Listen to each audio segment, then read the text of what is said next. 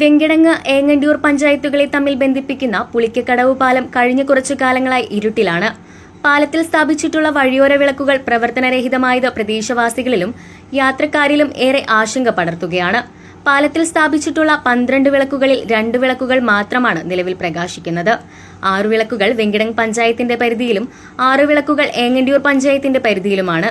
ഇതിൽ ഏങ്ങണ്ടിയൂർ പഞ്ചായത്തിന്റെ പരിധിയിൽപ്പെട്ട വിളക്കുകളിൽ ഒരെണ്ണം പോലും പ്രകാശിക്കുന്നില്ല. വിളക്കുകൾ പ്രകാശിക്കാത്തത് കാരണം പുഴയിലേക്ക് മാലിന്യങ്ങൾ വലിച്ചെറിയുന്നത് പതിവായിരിക്കുകയാണ്.